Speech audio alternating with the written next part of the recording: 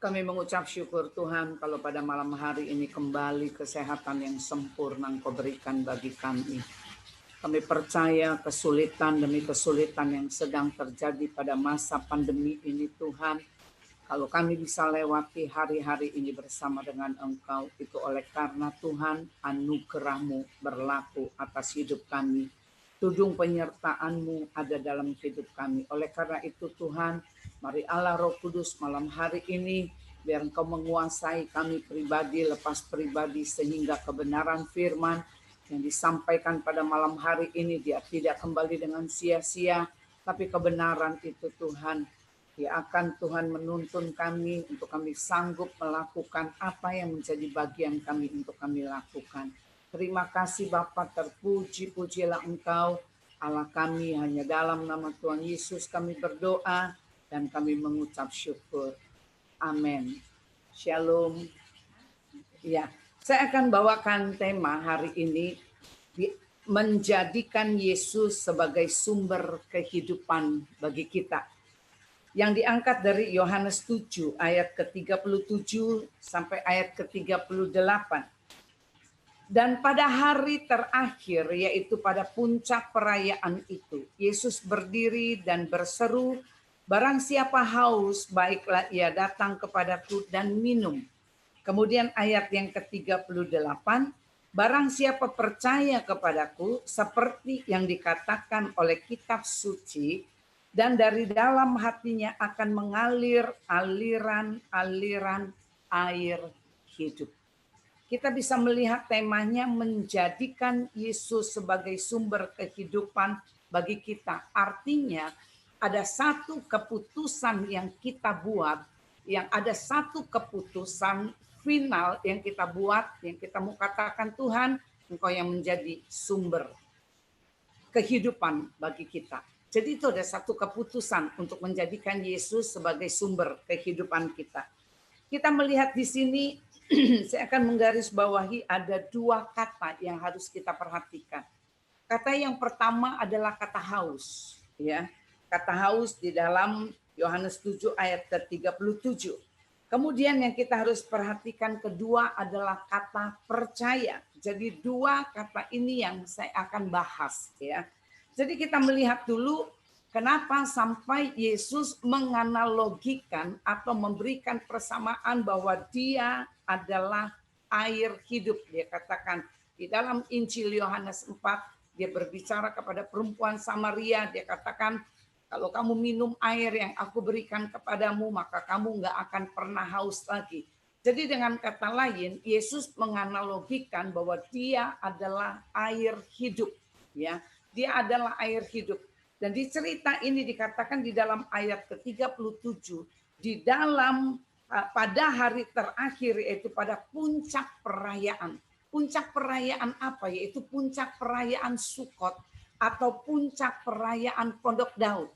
Pondok Daud itu adalah satu pesta yang biasa diadakan oleh orang-orang Yahudi, yaitu pesta ketika mereka selesai panen, mereka mengadakan pesta ucapan syukur karena mereka panen raya. Kemudian bukan cuma itu, mereka lakukan itu selama 7 hari berturut-turut. Alkitab mencatat, dikatakan di dalam ayat ke-37, pada puncaknya, artinya pada hari ke-7 perayaan itu, kemudian ada satu kebiasaan yang mereka lakukan. Biasanya imam itu mengambil air, kemudian mereka kembali lagi ke bait Allah, kemudian jemaat yang sudah kumpul di bait Allah, kemudian air itu dicurahkan kepada jemaat, dicurahkan gitu. Jadi betapa mereka ketika dicurahkan air oleh imam, mereka begitu antusias gitu ya, mereka antusias sekali. Kemudian Yesus ketika itu ada pada saat itu di situ, dia melihat kejadian itu. Kemudian Yesus mulai, dia berdiri di sini, dia katakan ayat ke-7, dia katakan dia berdiri dan berseru, ya. Dia berdiri, dia berseru. Berseru itu enggak kata pelan-pelan, tapi berseru itu dia katakan dengan lantang. Dia katakan, "Barang siapa haus," dia katakan, "baiklah ia datang kepadaku dan minum," ya. Jadi itu latar belakang kenapa sampai Yesus ngomong dia adalah air hidup. Di sini berbicara tentang kata haus. Kata haus, saya mau katakan berbicara haus yang pertama itu berbicara tentang satu kebutuhan. Ya, kebutuhan. Orang haus itu ada kebutuhan. Kebutuhannya itu apa? Kebutuhannya air. Ya. Jadi berbicara tentang haus, di sini dikatakan di dalam Matius 5 ayat yang ke-6, berbahagialah orang yang lapar dan haus akan kebenaran, karena mereka akan dipuaskan. Jadi di sini berbicara tentang haus bukan kepada perkara-perkara dunia, bukan perkara-perkara kepada perkara-perkara kebutuhan-kebutuhan kita saja, tapi di sini dia katakan kehausan dan kelaparan akan kebenaran. Ini yang disampaikan di dalam Injil Yohanes 5 dikatakan ayat yang ke-6. Haus yang seperti apa? Haus itu berbicara satu kebutuhan. Yang saya mau katakan haus di sini bukan ketika saudara enggak minum 2 jam, ya, enggak 2 jam kemudian saudara haus, enggak seperti itu. Hausnya akan jauh lebih dalam lagi. Saya pernah mengalami rasa haus yang betul-betul rasanya haus sekali. Saya pernah alami ketika tahun 2006 saya mengalami operasi. Waktu saya operasi, jadi saya masuk ke rumah sakit itu hari Jumat. Jadi Jumat saya masuk ke rumah sakit, kemudian dicek semua, kemudian diputuskan karena hari Sabtu harus puasa. Jadi saya mulai Jumat malam itu saya sudah tidak boleh makan, kemudian saya sudah tidak boleh minum. Jadi artinya saya sudah mulai puasa. Kemudian setelah saya operasi hari Sabtu, selesai operasi, kemudian saya masih belum boleh minum karena saudara tahu belum buang angin ya, belum buang angin gitu. Jadi saya katakan gini, kalau orang suka buang angin jangan suka dimarahin. Kadang operasi itu nungguin itu si angin keluar ya. Jadi bapak-bapak, kadang-kadang bapak-bapak malah kamu buang angin sembarangan aja gitu ya. Ngucap syukur kalau masih bisa buang angin gitu ya. Jadi saya tunggu itu sampai buang angin gitu. Kemudian hari Minggu itu nggak keluar. Dia nggak keluar, kita tunggu itu sampai keluar. Senin nggak keluar. Saudara tahu saya itu mulai dari Jumat, Sabtu, kemudian Minggu. Senin itu masih juga belum boleh minum. Saya merasakan satu kehausan yang luar biasa. Hausnya saya itu, saudara tahu lidah saya ini sampai keluh gitu, kemudian sepertinya langit-langit yang ada di langit-langit saya ini, kemudian sepertinya sudah nempel di lidah saya sampai kehausan yang seperti itu, hausnya luar biasa. Kemudian Senin sore dokternya visit, saya katakan dok saya ini udah nggak tahan, ini saya nggak lapar saya bilang, tapi saya haus, saya pengen minum. Ibu sudah buang angin gitu. Belum dok. Kalau belum buang angin, jangan minum dulu. Coba gini aja, ambil aja kapas, kemudian kapas itu diberi air, kemudian taruh di bibir, kemudian sedikit saja taruh di lidah. Saudara tahu suami saya ambil, kemudian minta kapas, kemudian taruh air, ditaruh di bibir, kemudian ditaruh di lidah. Saudara tahu apa yang terjadi? Waktu ditaruh itu kemudian saya mulai cicip itu air sedikit saja dan taruh di lidah saya, itu sepertinya air itu yang terus teluh lidah saya itu beset hilang, kemudian rasanya langit-langit di lidah, atas lidah saya itu rasanya menjadi normal. Jadi saya katakan itu yang berbicara tentang rasa haus. Rasa haus akan kebenaran firman, kita sampai seperti itu. Rasanya kita keluh gitu ya. Kita keluh, kita rasanya Tuhan saya ini benar-benar butuh Engkau. Saya betul-betul haus, bukan perkara-perkara materi, bukan. Bukan perkara-perkara kekayaan, bukan masalah itu. Tapi saya haus akan kebenaran firman. Maka saya memberikan satu contoh di dalam Injil Yohanes 15, ayat kedua sampai dengan ayat yang keempat. Di situ dia katakan setiap ranting padaku yang tidak berbuah dipotongnya dan setiap ranting yang berbuah dibersihkannya supaya ia lebih banyak berbuah. Kemudian ayat yang keempat dia katakan tinggallah di dalam aku dan aku di dalam kamu, sama seperti ranting tidak dapat berbuah dari dirinya sendiri kalau ia tidak tinggal pada pokok anggur, demikian juga kamu tidak akan berbuah jikalau kamu tidak tinggal di dalam aku. Kita bisa perhatikan di sini, ini berbicara pokok dengan ranting. Saya katakan ranting tidak pernah memberikan asupan makanan kepada pokok pohon. Ya, ranting ini malah diberikan asupan makanan dari pokok pohon. Artinya pokok pohon ini yang memberi makan kepada ranting-ranting. Jadi ketika ranting-ranting yang ada pada pohon, ketika ranting itu ranting itu tidak menempel atau ranting itu tidak melekat kepada pokok pohon, maka saya katakan ranting itu akan mati. Karena saya katakan ranting itu tidak pernah memberikan asupan makanan kepada pokok pohon. Ya, jadi pokok pohonlah yang memberikan asupan makanan kepada ranting. Ketika pokok pohon ini memberikan asupan makanan kepada ranting, saudara tahu waktu ranting itu diberikan makanan, maka ranting itu bisa tumbuh daun, kemudian bukan cuma itu, maka ranting itu akan berbuah. Jadi kebutuhan dari ranting itu sendiri adalah pokok pohon. Maka saya katakan kepada saudara, saudara dan saya, kebutuhan saudara dan saya adalah pokok pohon, artinya Yesus itu sendiri. Di dalam Injil Yohanes 5 ayat yang ke-13, Injil Yohanes 5 ayat yang ke-13 dikatakan, jikalau garam itu menjadi tawar, dengan apa garam itu akan diasinkan? Saya katakan garam bisa menjadi tawar, artinya garam itu kimia dari garam itu natrium ditambah klorida. Ketika natrium terurai dari klorida, maka nggak akan pernah jadi garam.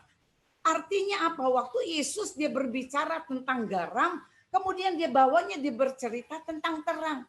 Artinya Yesus mau katakan begini, kalau kamu terurai dari Yesus, artinya kalau ranting itu terurai dari pokok pohon, maka dia katakan kamu enggak akan pernah bisa menjadi terang. Kalau kita terurai dari Tuhan, kita tidak memiliki hubungan, kita tidak memiliki kehausan, maka saya katakan kepada saudara, kita selamanya tidak akan pernah bisa menjadi terang. Kita nggak akan pernah bisa menjadi saksi buat Kristus. Karena apa? Kemampuan manusia itu sangat amat terbatas. Ya, sangat amat terbatas. Saya katakan saudara ngerti ketika bagaimana Yesus berbicara tentang pengampunan.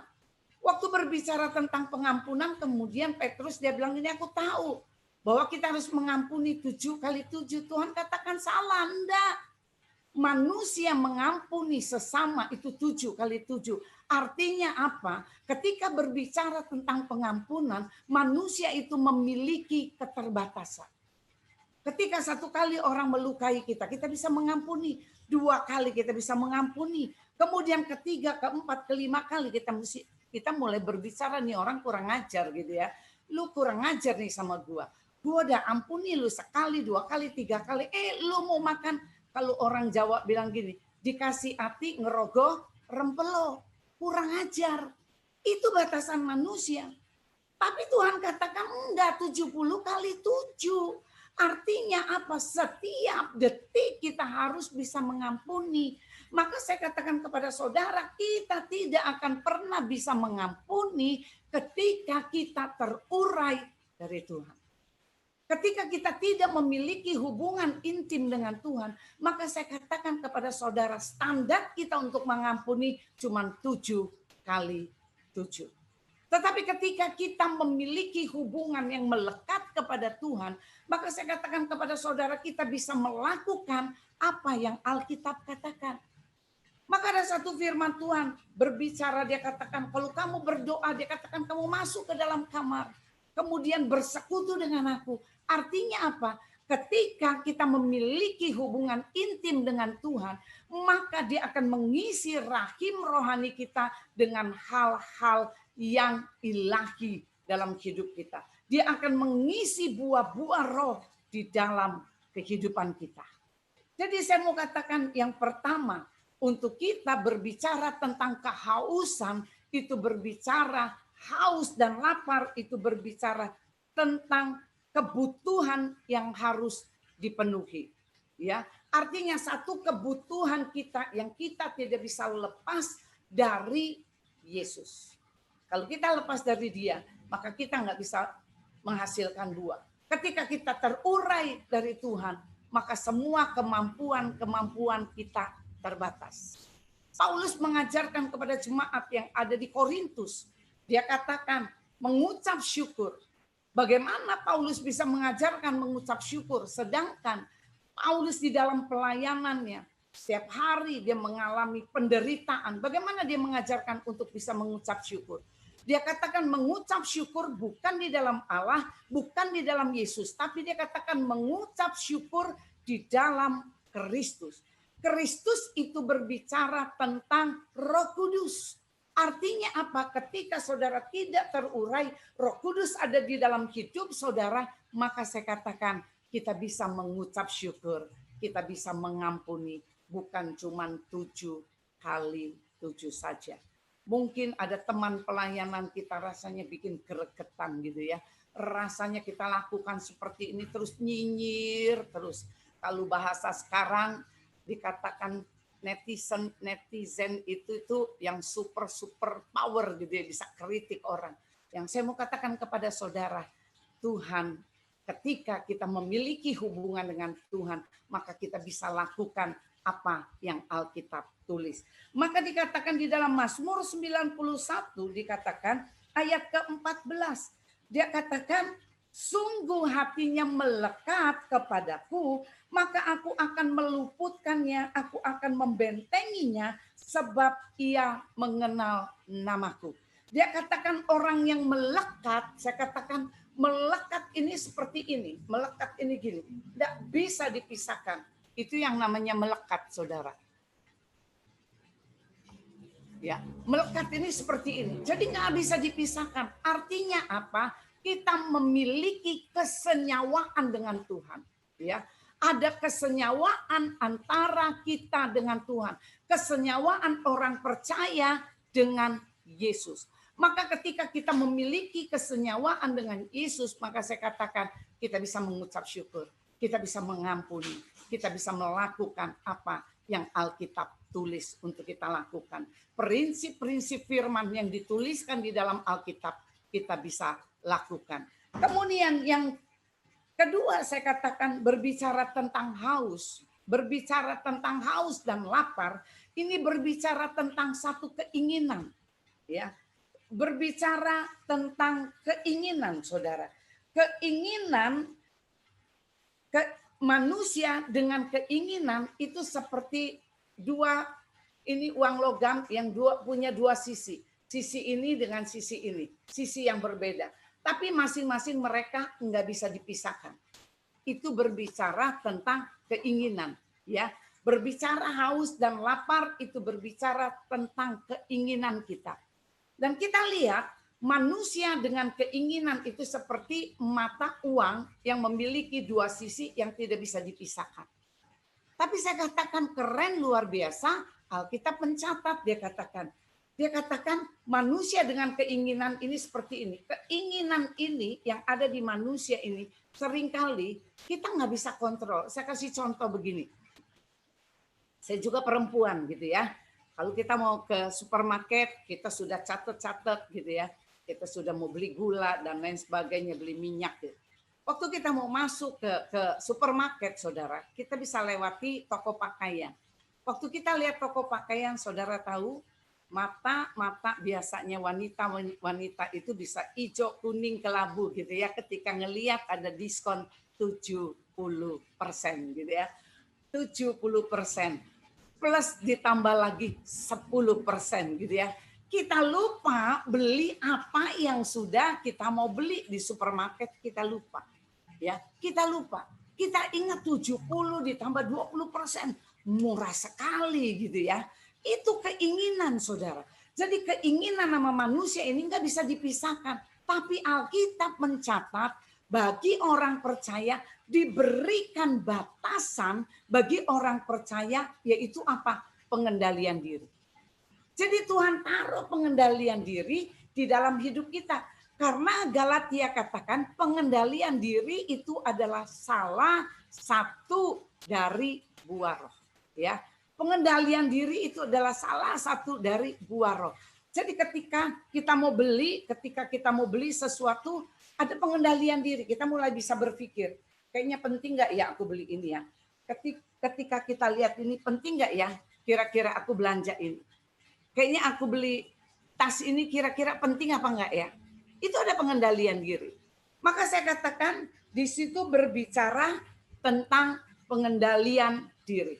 Saya katakan begini, untuk menjadi kaya, salah atau tidak? Saya katakan menjadi kaya enggak salah. Semua orang pengen menjadi kaya. Tapi saya mau katakan gini, keinginan mimpi kita menjadi kaya, saya mau katakan itu enggak salah. Tapi yang menjadi salah ketika mimpi yang besar untuk kita menjadi kaya, kemudian tidak terlaksana, kemudian kita mengambil jalan singkat dengan apa? Menghalalkan segala cara. Ya, menghalalkan segala cara. Kita cari cara-cara bagaimana untuk saya bisa menjadi kaya. Mungkin kita punya teman sikut kiri, sikut kanan, makan kiri, makan kanan. Kita tidak peduli saudara atau teman atau yang lain. Yang penting saya bisa menjadi kaya. Saya mau katakan ini yang salah. Karena apa? Tidak memiliki pengendalian diri. Tidak ada. Maka saya katakan menjadi kaya itu tidak salah.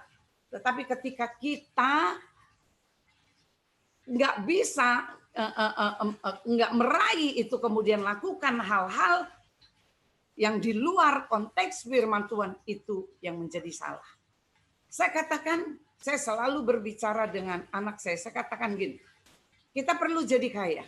Tapi ketika kita jadi kaya, pakai kekayaan kita untuk ibadah. Ya, pakai kekayaan kita untuk ibadah. Bukan untuk perkara lain boleh. Tapi yang pertama, ketika kita diberkati, pakai berkat itu untuk ibadah.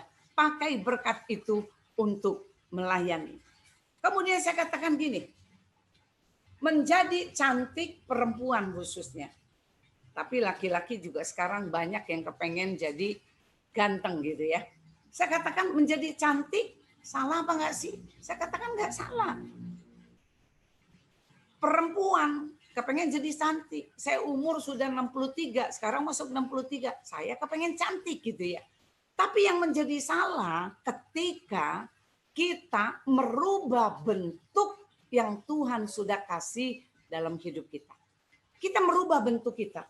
Yang tadinya saya mau katakan kepada saudara, yang mungkin ya, yang mungkin muka kita kayaknya ini enggak bagus nih. Saya mesti oplas. Di oplas itu artinya merubah bentuk yang sudah ada. Ya, itu yang nggak boleh. Saya melihat ada orang yang 200 sampai 300 kali oplas, saudara. Operasi plastik, saudara. Saya mau katakan ketika operasi plastik, saya katakan banyak orang nggak bisa nyerainin lagi, apalagi nanti saudara kita pulang dari surga. Rasanya Frans, aku nggak ciptakan kamu seperti ini. Kenapa sekarang kamu seperti ini gitu ya. Jadi saya katakan untuk menjadi cantik itu tidak salah. Tapi ketika kita mengambil langkah-langkah yang salah secara frontal, maka itu yang menjadi salah. Ini yang Alkitab katakan. Kemudian berbicara tentang keinginan apa? Berbicara tentang keinginan. Keinginan kita punya mobil mewah, keinginan kita punya tas mewah. Kemudian apa yang kita lakukan? Gesek kartu kredit. Salah nggak gesek kartu kredit? Nggak salah. Kalau kita punya penghasilan, ketika saya kadang-kadang suka nggak habis pikir gini, gaji 5 juta. Kemudian belanja, gesek, kemudian beli yang baju-baju merek, itu 1 bulan bisa habis 3-4 juta. Sisa 1 juta untuk hidup 1 bulan. Dan ketika 1 bulan sisa 1 juta atau 2 juta tidak mencukupi, maka kita mulai mengeluh sama Tuhan. Kita mulai katakan, Tuhan udah nggak pelihara saya. Tuhan udah nggak sayang saya. Saya sudah nggak mau percaya Tuhan. Tuhan bilang, yang salah kamu karena kamu lebih mementingkan keinginan kamu untuk kamu tidak memagari diri kamu dengan apa? Pengendalian diri. Ya, jadi saya katakan masa-masa pandemi ini saya katakan bagus kita di rumah saja ya. Tapi saya lihat justru masa pandemi ini orang-orang muncul yang tadinya kurus menjadi gemuk karena apa? Bikin kue, masak di rumah, nggak ada aktivitas, kue lagi, makan lagi ya. Kemudian wah bikin segala macam bubur Manado dan lain sebagainya. Akhirnya nggak keluar, kita keluar muka kita udah kayak bakpao gitu. Gitu ya, sukacita ya. Nah, seperti itu. Maka saya katakan kepada saudara yang berbicara tentang haus. Jadi ada 2 hal. Haus itu berbicara tentang kebutuhan. Kebutuhan untuk apa? Untuk kebutuhan kita mengejar Tuhan. Dalam hidup kita kejar Tuhan. Ya, kita kejar Dia luar biasa. Kemudian yang kedua, berbicara tentang keinginan. Keinginan kita yang biar kita taruh bukan keinginan untuk perkara-perkara dunia.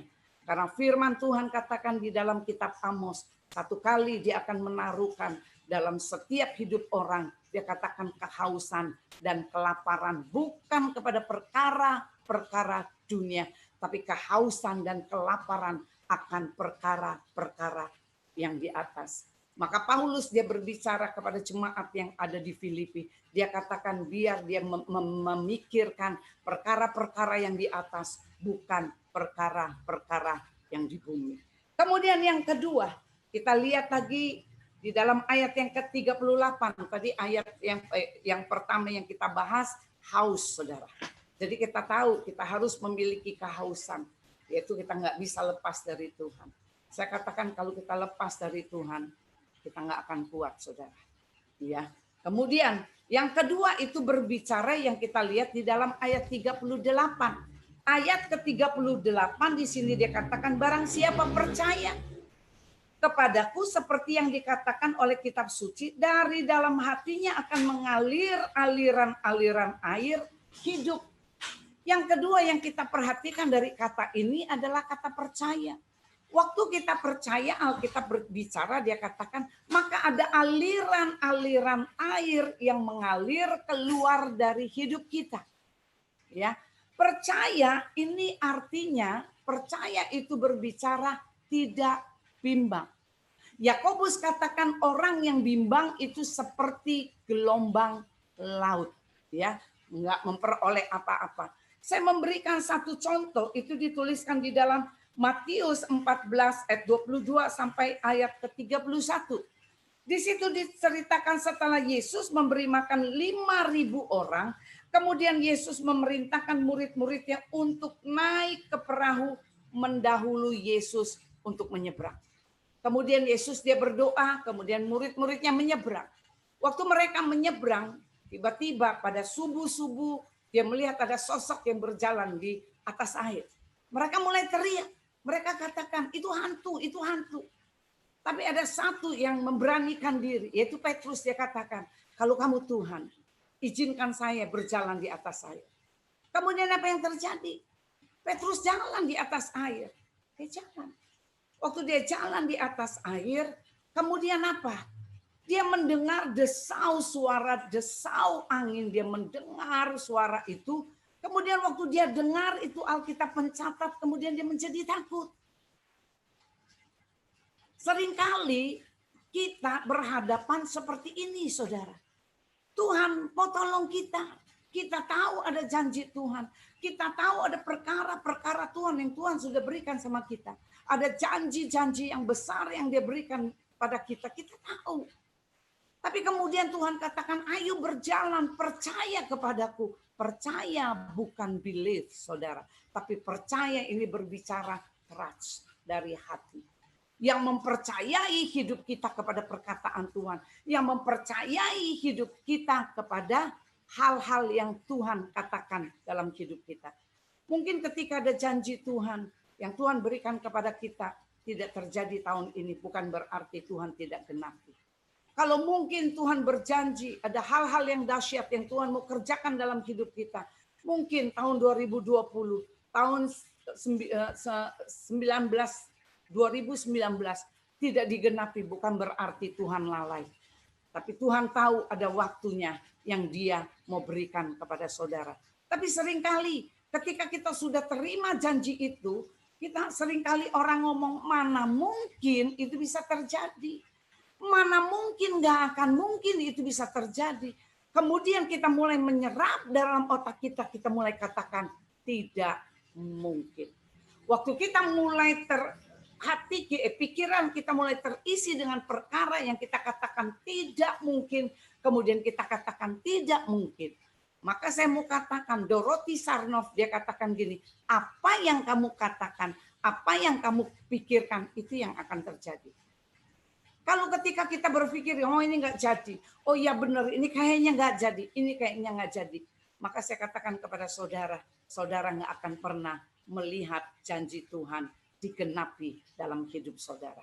Jadi saya mau katakan, banyak hal yang Tuhan sudah ajar dalam hidup saya. Bagaimana saya berjalan dengan janji Tuhan. Bagaimana saya berjalan dengan pimpinan Tuhan. Bagaimana saya melihat karya Tuhan. Maka saya katakan sama Tuhan, Tuhan sekali-kali saya tidak akan pernah tinggalkan Tuhan. Karena saya melihat keajaiban demi keajaiban. Pertolongan demi pertolongan yang Tuhan buat dalam hidup saya. Jadi saya katakan alasan kenapa kita mesti percaya kepada perkataan Tuhan. Ini kan satu pertanyaan, alasannya apa untuk kita percaya kepada perkataan Tuhan? Saya mau katakan di dalam Ibrani 11 ayat yang ketiga, saya katakan perkataan Tuhan itu menjadikan dari yang tidak ada menjadi ada. Itu perkataan Tuhan. Artinya apa? Perkataan Tuhan itu adalah mujizat. Ya. Kita lihat pada mulanya adalah firman dikatakan di dalam Injil Yohanes 1 ayat 1. Pada mulanya adalah firman. Firman itu bersama-sama dengan Allah dan firman itu adalah Allah.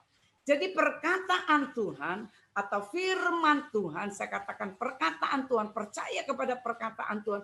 Ya, jadi saya katakan alasan kenapa gitu ya. Alasan kenapa kita mau percaya. Mesti digeser ya. Alasan kenapa kita mesti percaya kepada perkataan Tuhan. Saya katakan gini, Ibrani 11 ayat yang ketiga. Ibrani 11 ayat yang ketiga dia katakan, perkataan Tuhan itu menjadikan yang dari yang tidak ada menjadi ada. Kemudian di dalam Injil Yohanes pertama ayat yang pertama dia katakan pada mulanya adalah firman, firman itu bersama-sama dengan Allah dan firman itu adalah Allah. Ya. Jadi saya mau katakan kenapa kita mesti percaya? Karena firman itu adalah Allah sendiri. Maka saya katakan Alkitab dia berbicara di dalam Injil Yohanes ketika dia katakan kalau kamu mau menjadikan keputusan kamu nih, hari ini kita mengambil keputusan, saya ambil keputusan nih hari ini, Yesus itu menjadi sumber kehidupan, kita harus percaya kepada perkataan Tuhan.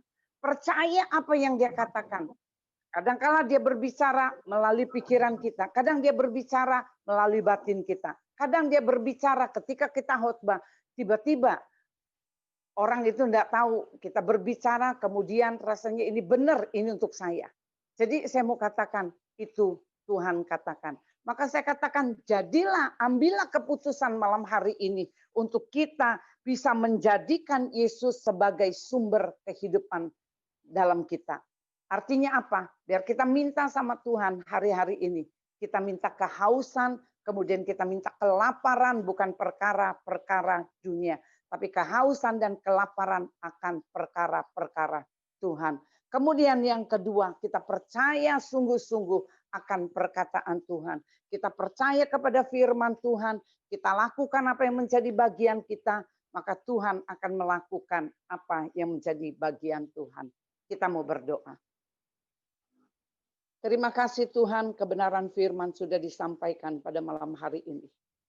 Mari Allah Roh Kudus berkati kebenaran firman ini. Biar kebenaran firman ini terus menuntun kami Tuhan. Untuk kami bisa sanggup, bisa melewati masa-masa sulit pada hari-hari ini. Taruhkan di dalam hati kami kecintaan akan Engkau. Taruh cinta yang mula-mula itu Tuhan, yang tidak pernah padam dalam hidup kami Tuhan. Karena kami tahu ketika kami punya cinta, kami bisa lakukan apapun Tuhan untuk Engkau. Ketika kami punya cinta, kami bisa lakukan apapun dengan teman-teman pelayanan kami. Dengan cinta kami bisa mengampuni, dengan cinta kami bisa mengucap syukur. Terima kasih Bapa, terpuji-pujilah nama-Mu Tuhan. Dalam nama Yesus kami berdoa. Amin.